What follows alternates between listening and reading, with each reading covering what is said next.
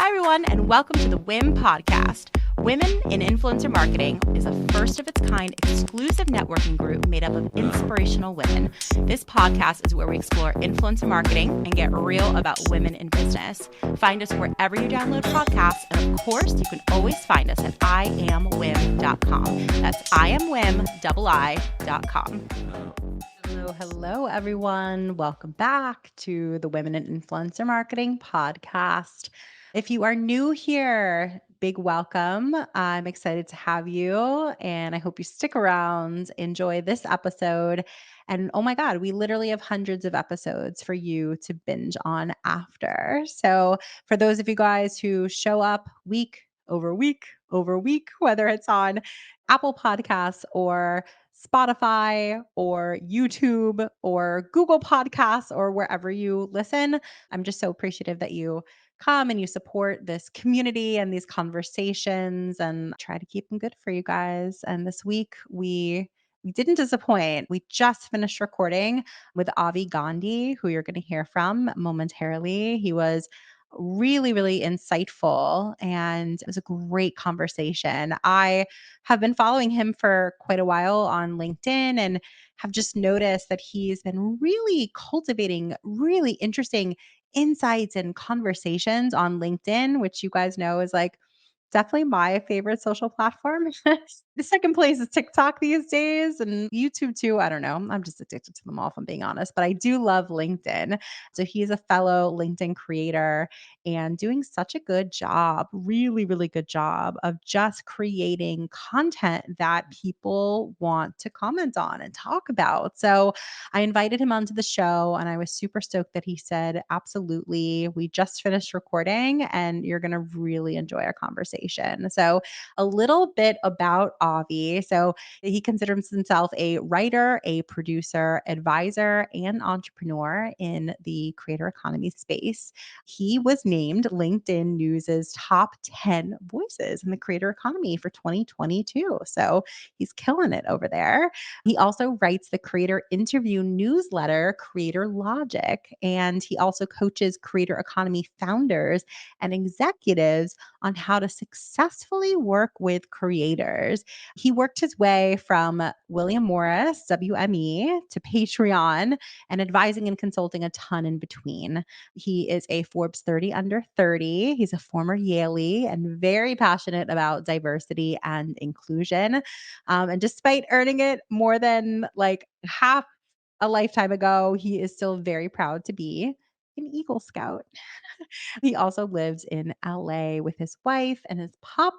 And I'm very excited for you to hear more from him this week. So before we jump into the episode, I just want to thank all of you guys who have attended the events that we've produced in the last couple of months. We've done a ton of in person events that are like probably my favorite kind because it's just nothing beats that energy in the room. And it's been so awesome seeing your faces and we did a live podcast recording at the last one in New York. We've done so much interacting and networking, and there's just been really great success stories from those in person meetups. But we also just hosted two virtual events that were also incredible in their own right. So, the first was the hiring job fair that we hosted mid March. And God, that was just incredible. It's the third time we've done it, and we're going to continue to do it because I hear from people like,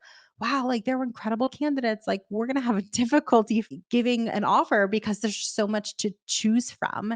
And we love to be able to help people hire in the industry and just, bring you the most incredible candidates. And of course, from the candidate's perspective, I've gotten countless messages saying, like, I got a job, or I've been dying to meet people from this company. And just they felt heard. They felt like they, were able to get in front of people that they have been trying to for the longest time, who we can really make an impact in their life and their career. So we're just happy to bring the right people together. And in addition to that, we also have the Best in Influencer Tech event. If you are tuning in on the day that this episode drops, then today is our Best in Influencer Tech event. It's today.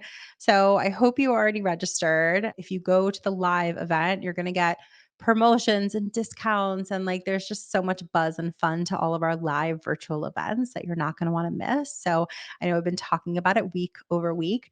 Today is the day. So if you happen to listen to this podcast and before the event today, just check out our website. It's iamwim.com/events. We'll link it in the show notes, of course. I hope you come. We've got Maverick. They actually were on the podcast just a couple weeks ago.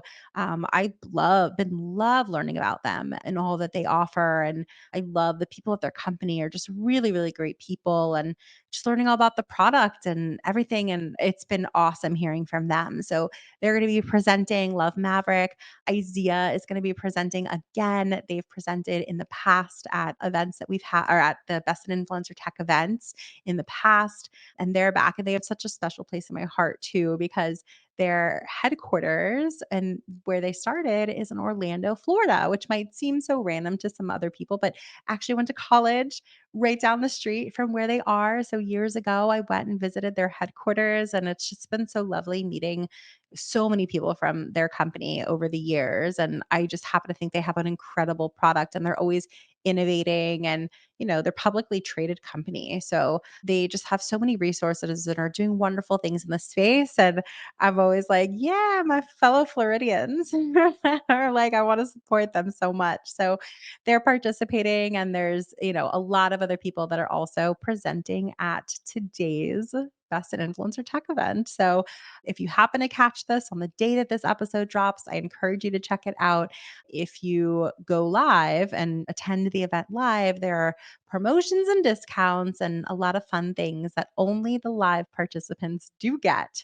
You can go to iamwim.com/events to register, and it's completely free thanks to all of our awesome sponsors of this event. So I encourage you to go. But if you did miss the live event and you're like, no, it's March 29th, so this is yesterday, or if you listen to this a month from now, don't worry. You can go to iamwim.com/tech. That's TECH. And there are replays of some of our past sponsors. The promotions will not quite be there, but the demos of all the latest and greatest in terms of their products are all there. And you'll be able to solve so many of your problems with like, are there any tools out there that like help me search and find for the exact precise type of influencer that I'm looking for, or who has the type of audience that I'm looking to reach? Or, are there any tools out there that can help me with gathering the data and the analytics or managing the campaign? This is why we have this event, you guys, because you're doing incredible work, which is just made more incredible with the amplification of better technology. So I encourage you guys to check out either the live event or the replays. And again, it's iamwim.com/tech. All right, you guys. Thank you so much. As a reminder, we would love for you to check out our membership as well. If you are a member, we're constantly giving more and more value to you guys. We're hosting more live events coming up very soon. So keep an eye out for when we announce those. And we're just very excited to welcome more and more of you guys into our membership community, which is at this point, hundreds of people deep. If you are like excited by meeting people who are going through all the same things as you, sharing resources, having support with our mentorship program, continuous education, so much, then I just encourage you to check it out, see what we're up to, and see if it's a fit for you. All right, guys, we're going to get into the interview with Avi. I hope you guys enjoy.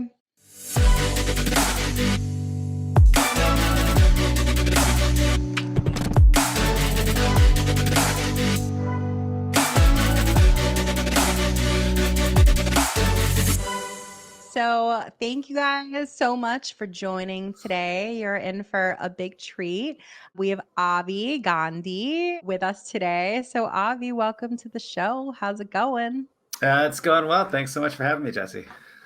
Thank you for being here. We definitely heard about you in the intro to this episode, but I think it's beneficial always to just hear like off of your resume, off of a piece of paper in your own words, just a little bit about your professional journey and even like a little bit about your upbringing. Like I think that informs who you are today and the position that you're in. So give us a little backstory. Who is Avi? Sure. Going back to all the way to the beginning, I am a child of immigrants. Parents came here from India in the mid 80s. I was born in LA, but mostly grew up in the Bay Area.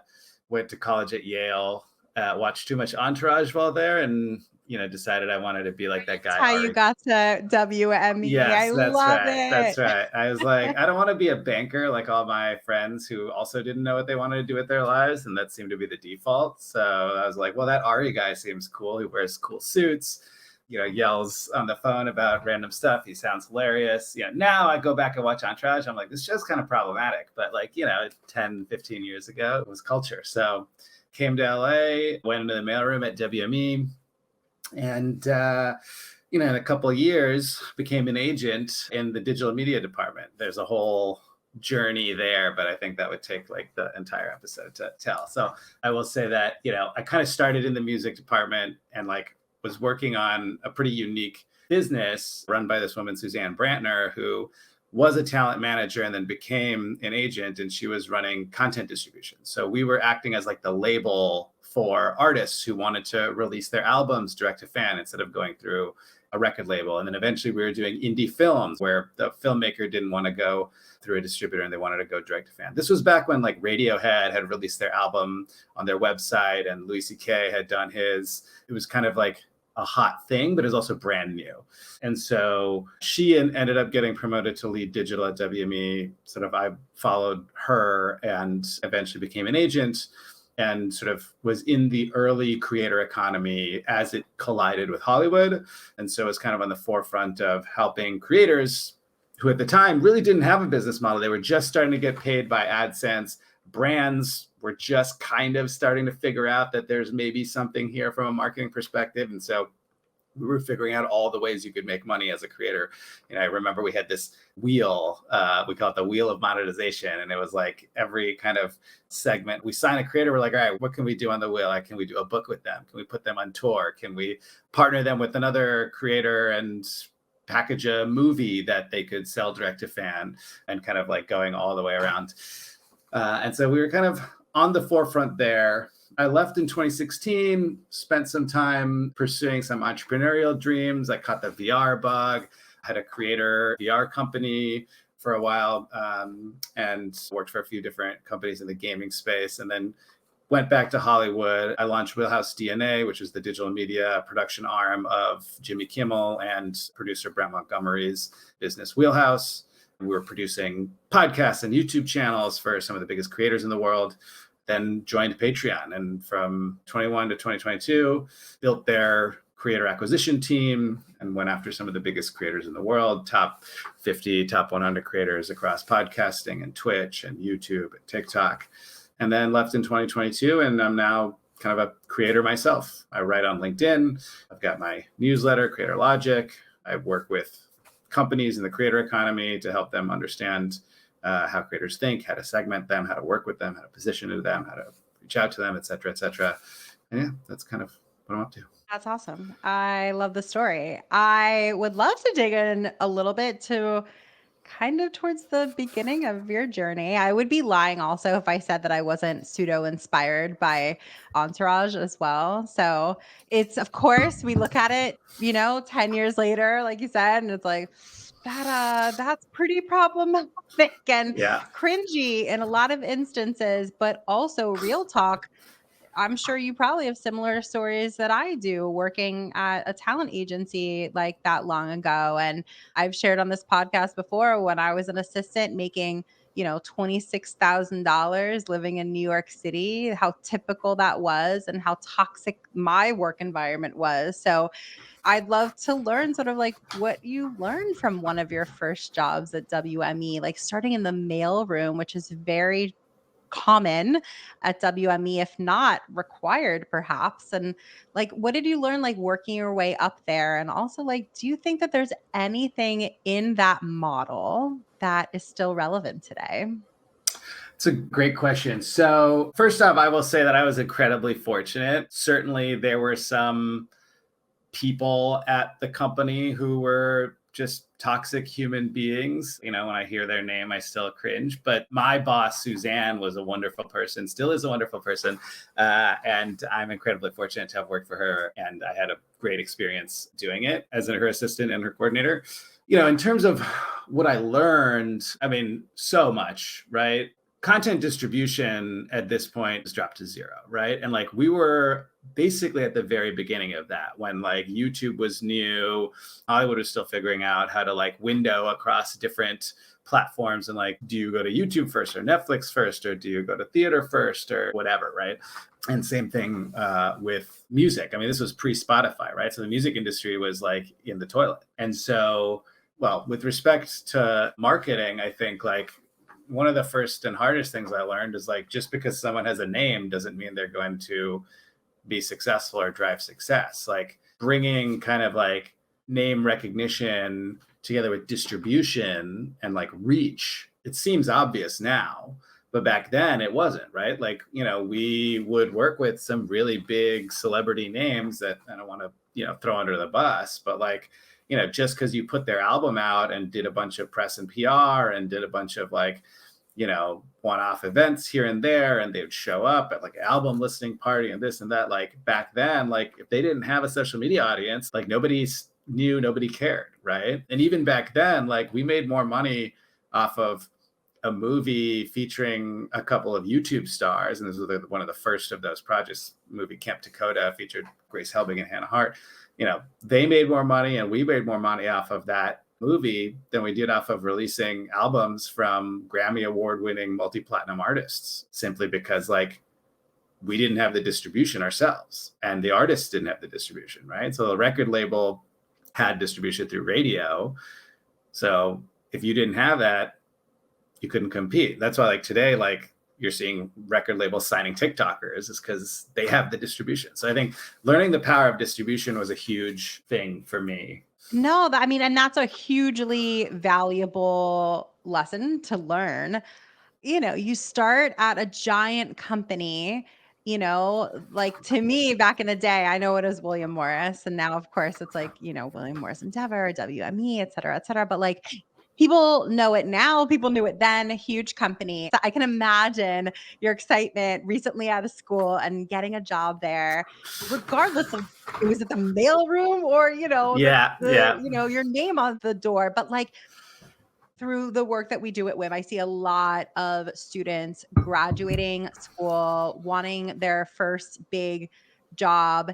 And, you know, they wonder if, should I go work for a big company where I'm a small fish in a big pond? Should I work at a startup where I can have a lot of impact? What do you feel about like your decision to work for a big company back then? Like, and does that translate now? What do you think?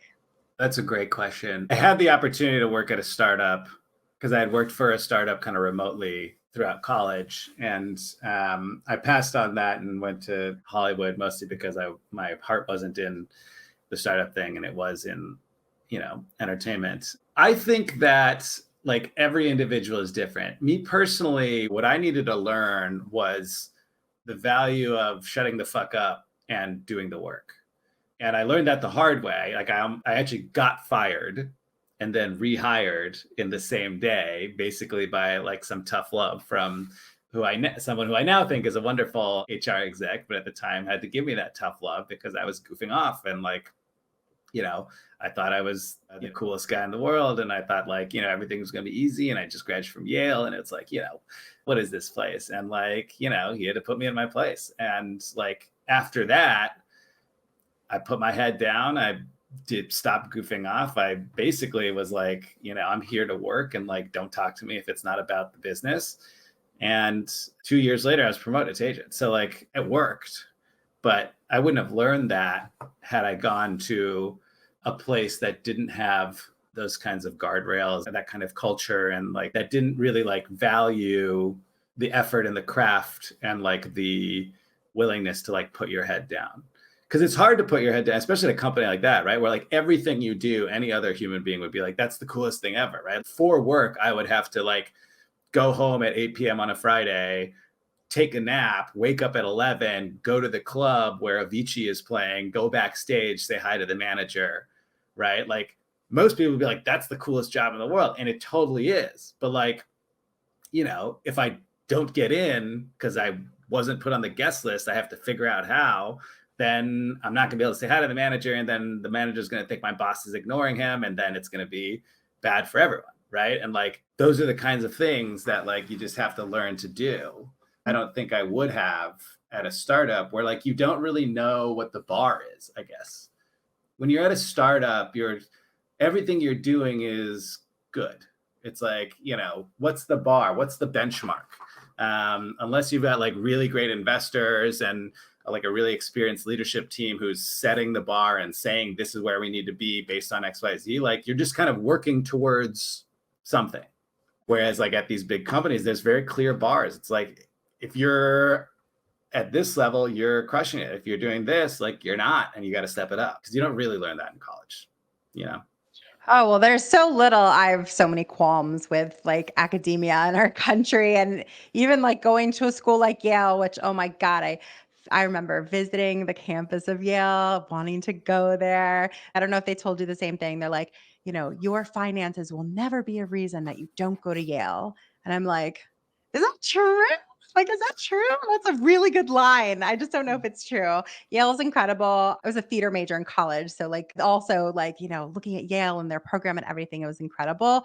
But I love the lesson learned, you know, graduating from Ivy League, getting a great job at a very recognized company. But the insides of those companies, like you go inside and it's like, all right, guys, like we earned our keep. Like we have this name recognition because work our asses off and we are who we are in the industry because when you walk in the door, perhaps like you learned maybe you know you have to check your ego at the door, like you have to get to work. So it's interesting to just think about like how from the outside perspective it perhaps seems like the dream job, glamorous, you romanticize it, as some people I'm sure aspire to work at companies like that and others, and then how it could just be a different experience when you get there.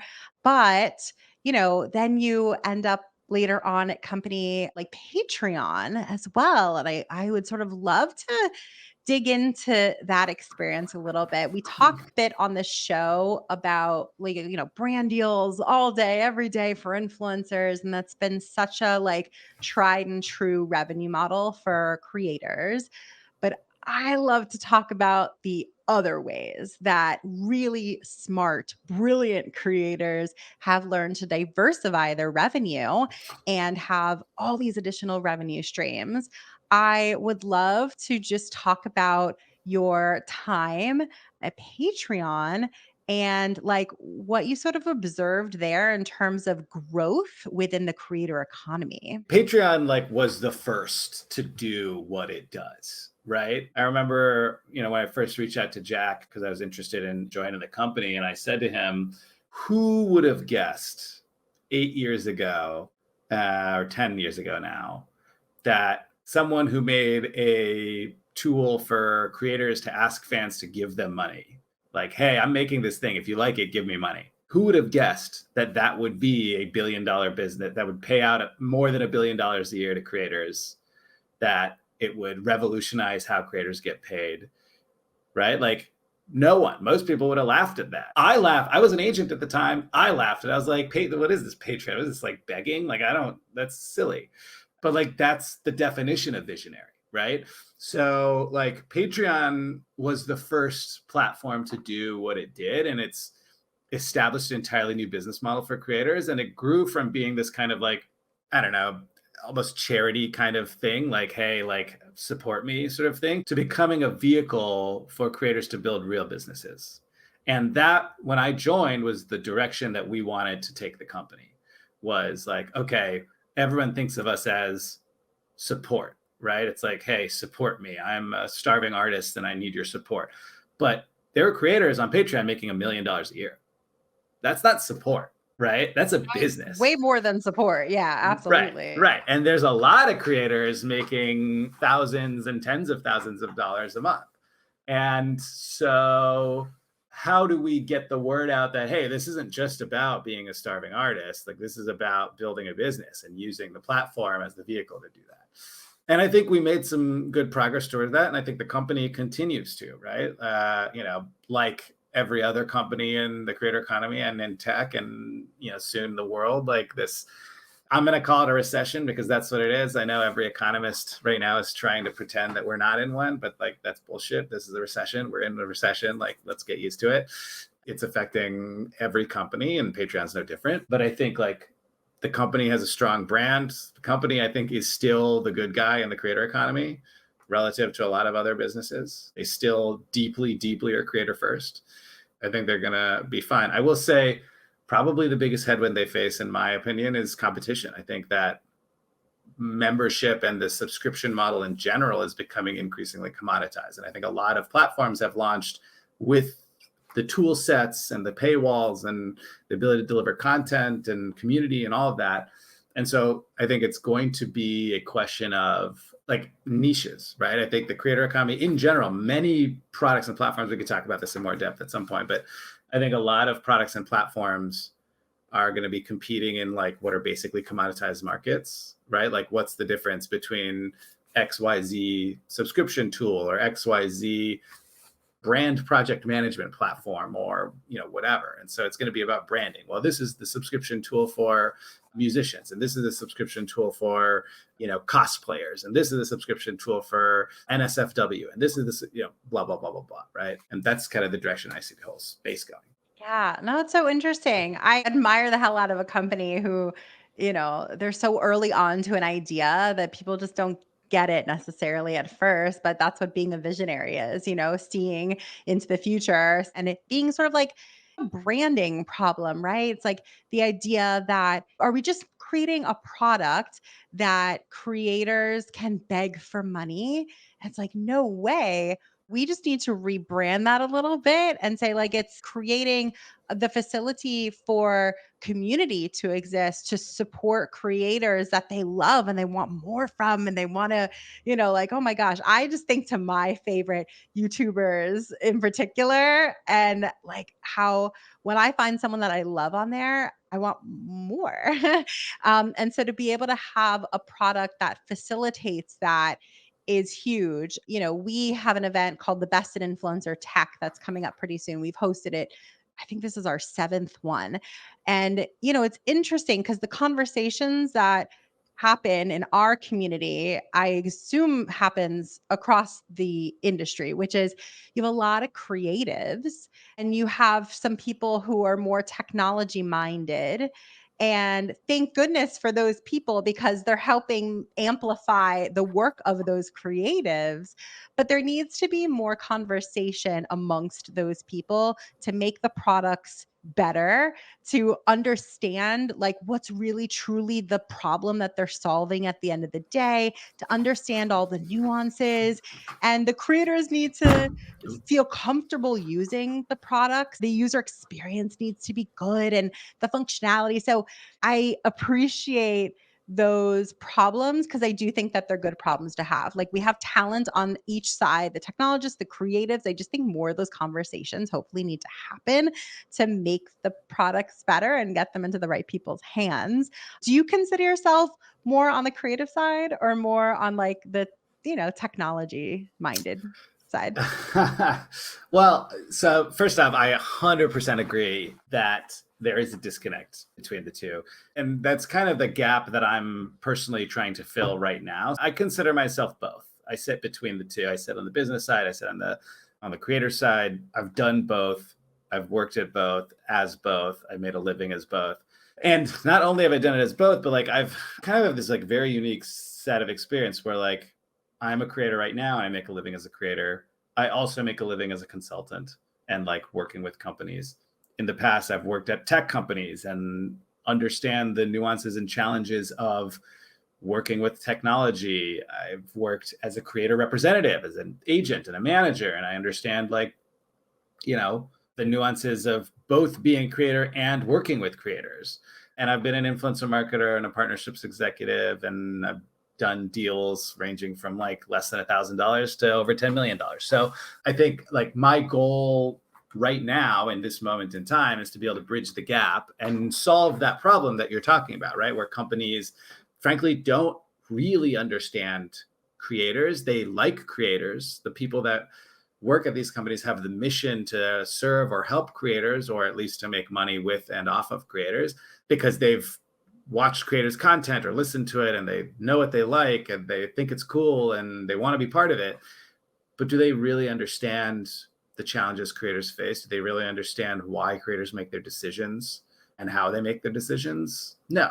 And so, like, I'm trying to solve those pain points by writing articles about my experiences working with creators on LinkedIn, by writing a newsletter where I actually interview creators about their decision making and the logic that they use to like pick their various tools and partners and platforms and all that. And also by working directly with companies as an advisor and consultant to help them figure out what are they doing right, what are they doing wrong, how do they segment creators for their product, which groups of creators should they be going after, how should they be approaching those creators, all of that stuff. I love that because I'm very well aware that you coach creator economy founders and executives on how to successfully work with creators, which I think is such a unique position to be in and I think so needed. So I would love to hear, like what are some of the top things that executives should keep in mind? Like give us a little bit of a sneak peek, have us be a fly on the wall of some of the conversations that you've had in the past. Sure. I'll share one big framework that I like to use and think about that I think continues to resonate. Like every time I bring this up to an executive running a creator company, they're like, oh, duh. Which is that, you know, some people talk about creators as artists, some people talk about creators as entrepreneurs. But the reality is like every creator sits somewhere on a spectrum between artist and entrepreneur. And so like an artist is someone who's making content for the sake of making content, right? It's like the painters and the musicians who are like, I'm making this thing. I hope the world likes it. But like, even if they don't, I'm going to keep making it. The entrepreneur is someone who is making content as a means to an end, and that end is usually revenue, right? So like, I like to say Gary Vaynerchuk is the ultimate like creator entrepreneur. Like if his content stopped making money, he would stop making content yesterday. He's not making content for the art of it. He's making it because it makes him a profit, right? And so most creators actually sit somewhere to the left or the right. And I think what every creator economy company needs to get crisp on from a business model perspective, from a marketing and branding perspective, from a positioning and sales and outreach perspective is like, what types of creators are they going after? Are they going after the more artistic creators? Like Patreon goes after the artists, right? Like that's the language they use in their brand. That's who Jack is. That's how they talk.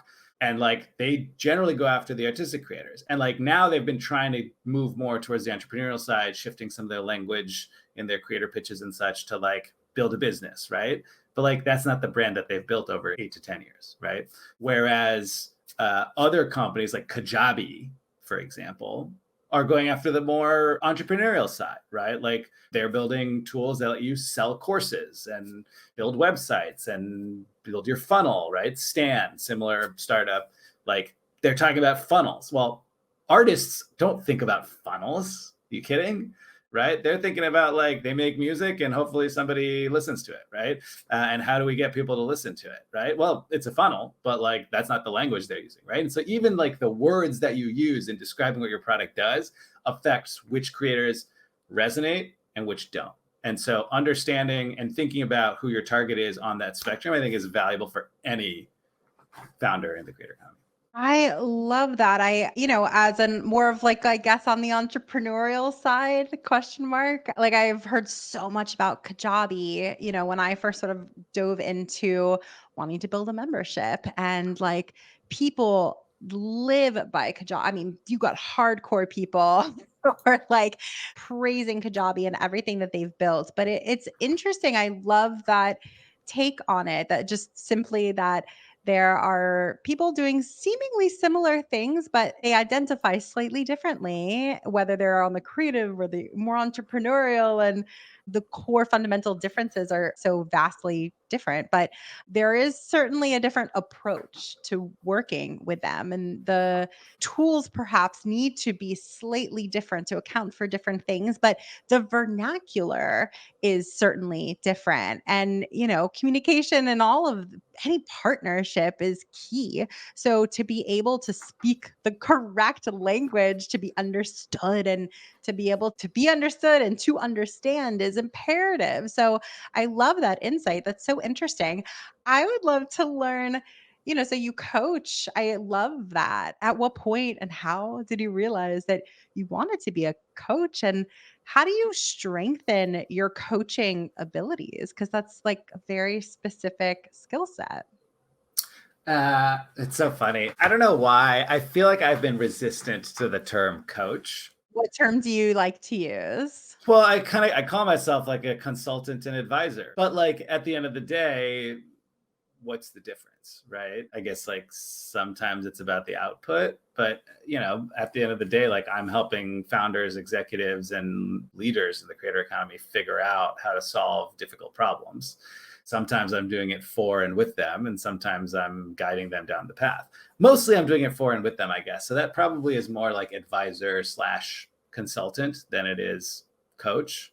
I appreciate the word distinction. I've had conversations just like this with people who can identify the same way, and I've heard both, sides. And so, in terms of, an advisor, a consultant, like, how did you realize that you wanted to go that route? And how do you strengthen that skill set to be a better advisor, to be a better consultant for the companies that you work with?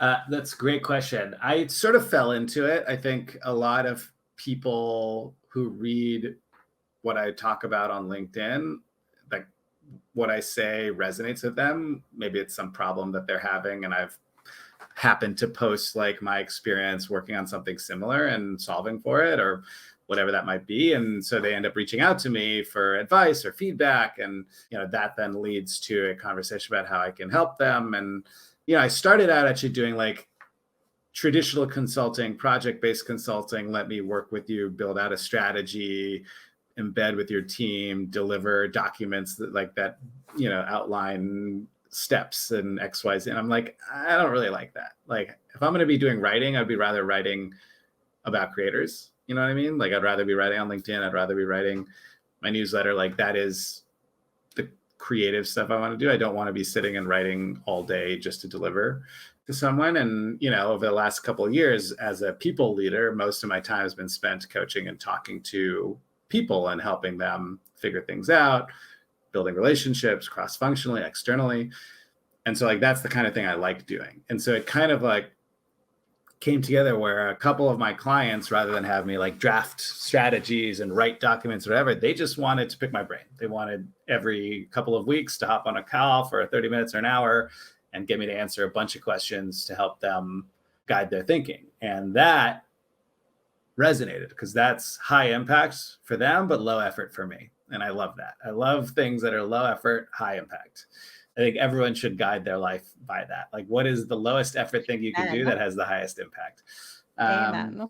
yeah. And so what I realized was like this sort of coaching consulting, like, talking through problems, mentoring teams, helping them figure out how to go down the path is, I think, much more valuable for them because it builds a stronger organization. It builds deeper understanding and deeper thinking. There's having someone come in and write you a strategy, and then you don't understand the underlying principles. And so when they leave, because they're consultant and they always end up leaving, then all you've got is this document and you don't have any like actual knowledge or skills. And so what I try to do is come in and impart the knowledge and skills so that when I leave, the team can be successful without me.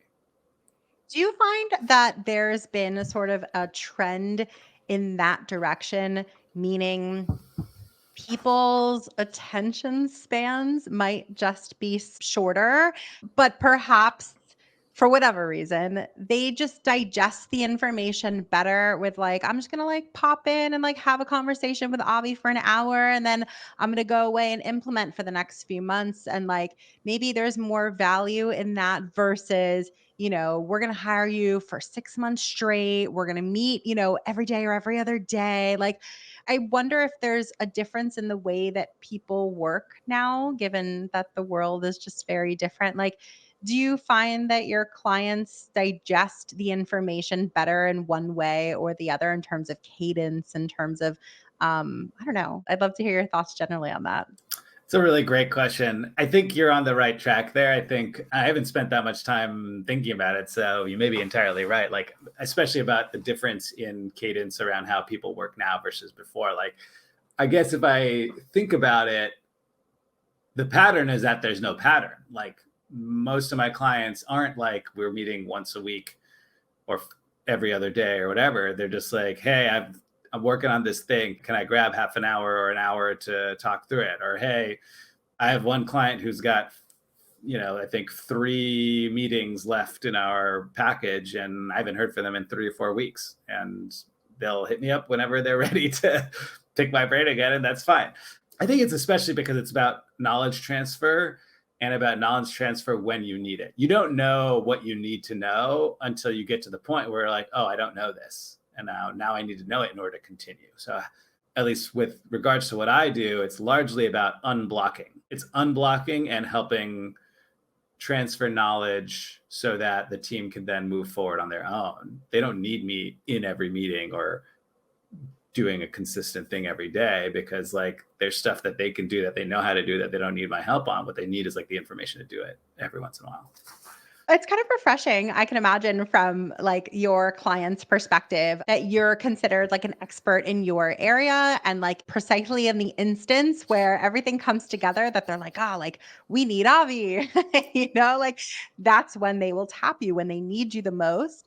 I can also imagine we have a lot of consultants and freelancers in our community. So I can also imagine that from a business perspective, some people are always wondering like, how do I charge as a consultant? Like, do I, get half up front, half later, after every session, all up front? And I can also just foresee, consultants who perhaps, let's say they just charge after each session or per session and they don't do like a package. They'll be like, oh, like I want cash flow. I need cash Yeah. flow. So, it's an interesting thing to do. Like, could you share a little insight into that? Like, do you tend to have a package where you charge up front, or is it 50% up front or later, or does it just vary on the client and the scenario?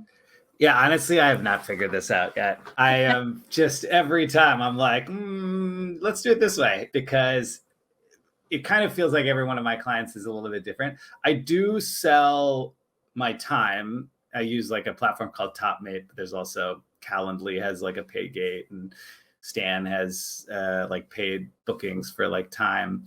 But like TopMate has packages. And so I can basically offer 30 minutes for, X dollars or 5 30-minute sessions and TopMate will track them and then it just basically charges up front.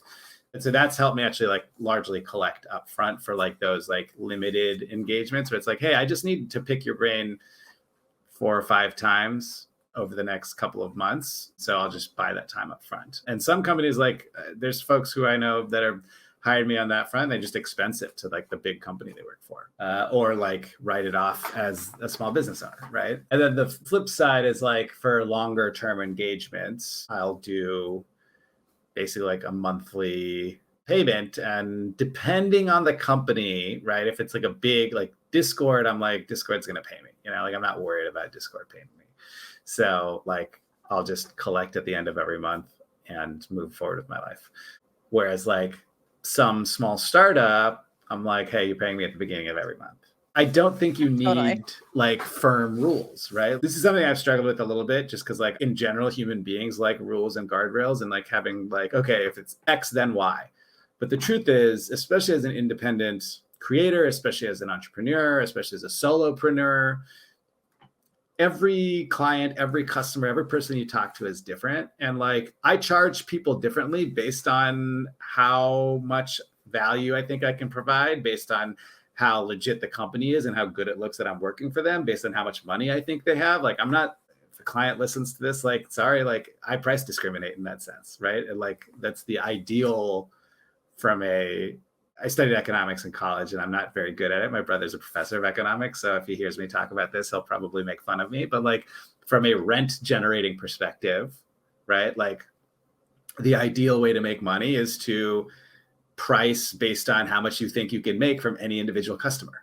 A So like, 100%. We've talked about that on this show in terms of how to price for influencer partnership. The coaching that I do is for talent managers, and I get that question a lot. And I have a very similar answer. So I love that you said that. When people say, well, how much should influencers charge? And I'm like, I mean, my answer for whatever it's worth is how however much you can make. however much you can make, what the other person sees that you're worth, and and will pay, right? So no, I it's interesting. There's a platform. I love like dropping tools. I was appreciating that you were like sharing a few resources that you use. There's a very new tool we've used a little bit actually at Whim called Traft with two F's. Mm, And what I appreciate about them, because they're another like scheduling tool. So if you're a freelancer, I use a Calendly equivalent called Tidy Cow. It's like a little cheaper and it does exactly the same thing. But what I like about Traft that is just kind of clever is that if you're a freelancer and people are booking your services, it has sort of like an upselling feature. So if they book like let's say an hour of your time, they can also book like an additional 15 minutes or a secondary type of service that they might want mm, from you. What I appreciate about that is I feel like people appreciate options and like customization depending on their needs at that moment. And mm, mm, so I wanted to share about them too, because they take like a slightly unique perspective about that like upselling bit. And whether you use their platform, hashtag not sponsored or not, it's totally fine. But I feel like if you are a solopreneur or a small business owner and you are just selling your time or your services or your company's time or services, any salesperson will always think about where are the opportunities to upsell depending on what the other person needs and maybe doesn't even know that they need yet. So just to like think about that, as I'm sure there are a ton of people listening who are like, how do I price my time better? How do I figure out how to charge? And do I just send them to a Calendly link to book time and pay? Or do I put a whole contract together? And like, these are very legitimate questions that a ton of people approach differently and wonder about. Do contracts for all of your clients or not always? yeah, I mean, when people book my time, there's no contract. It's like, you're paying me for half an hour, schedule a time on my calendar, and let's go, right? Yep. Obviously, like bigger companies in general, if I'm doing like a monthly engagement or something like that, then like they will have, consulting or freelance or independent contractor agreements. And so I'll do those. I mean, I do negotiate them a little bit. Like, I try to make sure there's no exclusivity and I try to make sure that like, we can part ways at any time. And that if we do, I get paid a prorated rate and that kind of stuff. But I don't have my own agreement on that front. Like, at some point, maybe I will. I'll tell you a little cheat for whatever it's worth. Please. Yeah. If you want to use Calendly or an equivalent to book time, you know how sometimes it says like on Calendly you have to agree to these questions or Oh, answer certain yeah. criteria. You could say, "Do you agree to XYZ?" You could also just link out to a longer agreement. If they read it, great. If not, that's on them. But if they agree to it, they could simply put a little check mark or an I agree, perhaps, because sort of it's circling back to what we were talking about earlier, right? How do you make technology most user friendly? And if you Absolutely. are just booking an hour of time with you, I don't want to go back and forth on a red line agreement if we're talking about under $1,000 or whatever it is, Yeah. sometimes even under like 2,000 or whatever, like time is money, but you want to cover yourself as a business owner. So to maybe just throw in a link to something that they absolutely can view and take a peek at. It's no secret. Or they can just say, like, it's not worth my time to look at this. I'm just going to say, I agree. Everyone's sort of covered. So that's a little hack that I want to I'm bring up. definitely gonna use that. I love that. That's a great one. Yeah. Yeah.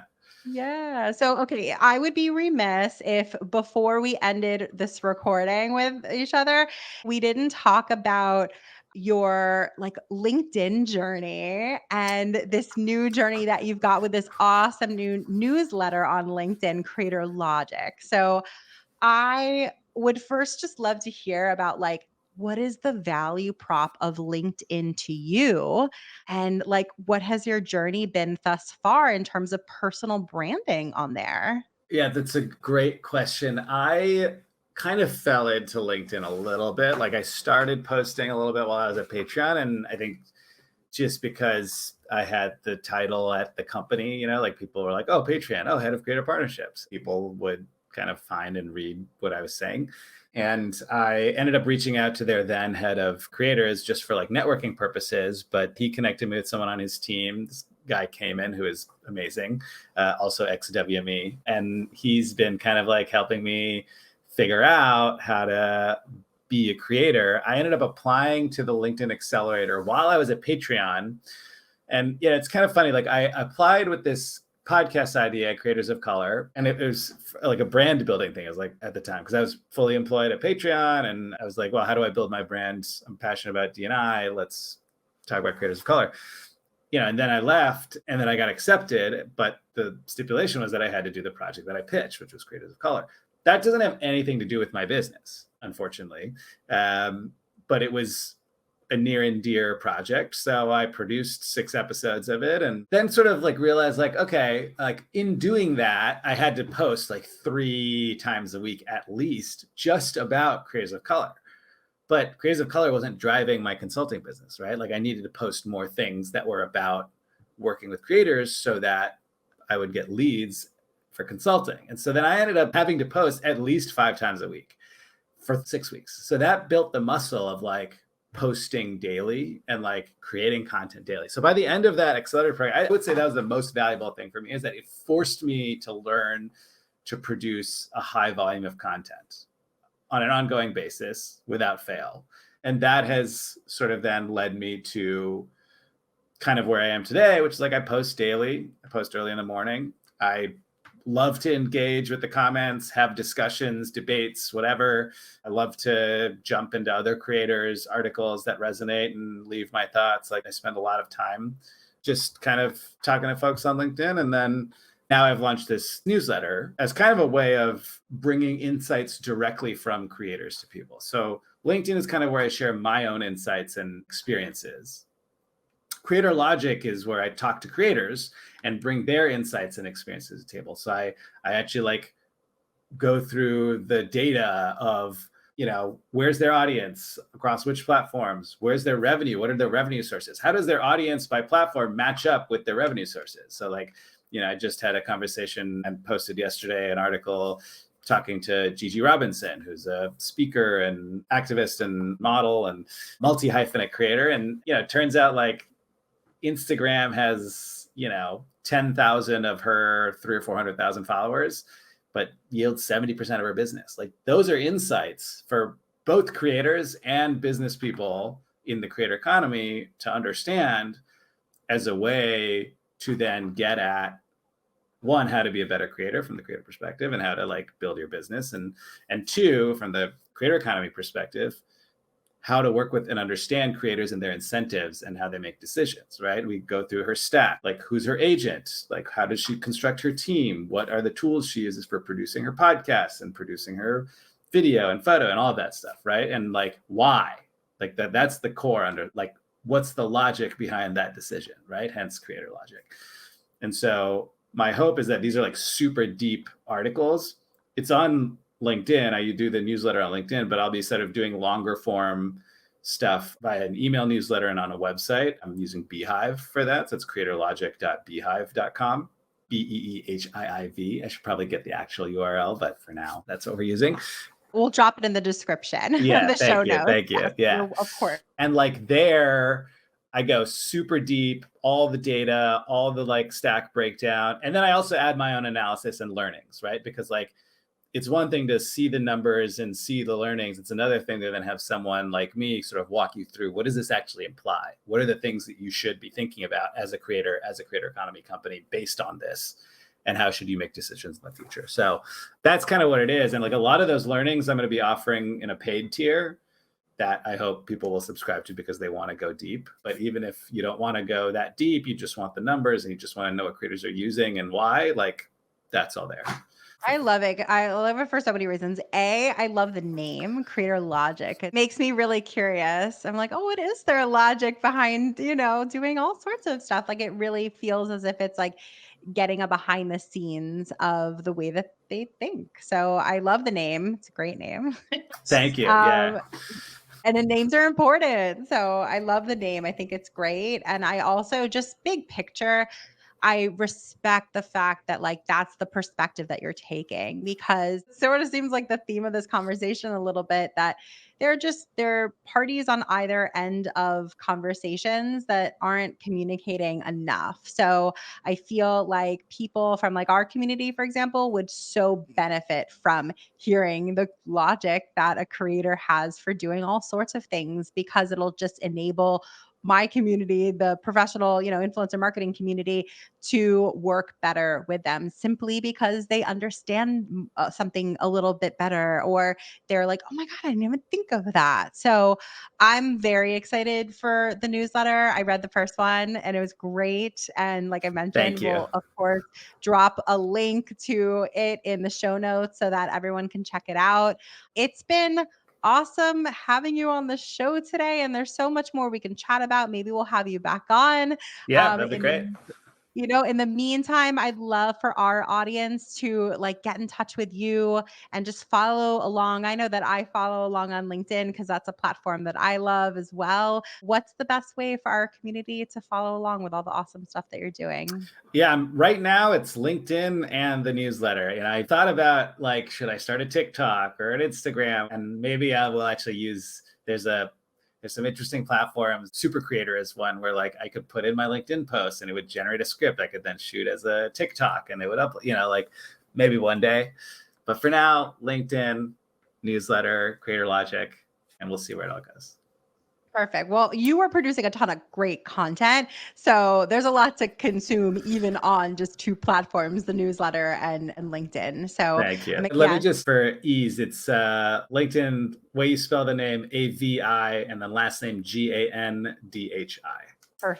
Perfect. And for everybody's ease, I'll just drop a ton of links in the show notes because I want to make it easy and user-friendly for I love that. Yes, listeners please. to connect with you. So we will absolutely do that. Thank you so much for coming on today. It's been such a pleasure getting to know you and all the cool work that you're doing. And yeah, just thank you so much for coming on today. Yeah, thank you, Jesse. I really appreciate it. This was fun. If you enjoyed this episode, we gotta have you back. Check out our website for more ways to get involved, including all the information you need about joining our collective. You can check out all the information at iamwim.com. Leave us a review, a rating, but the most important thing that we could ask you to do is to share this podcast. Thanks for listening. Tune in next week.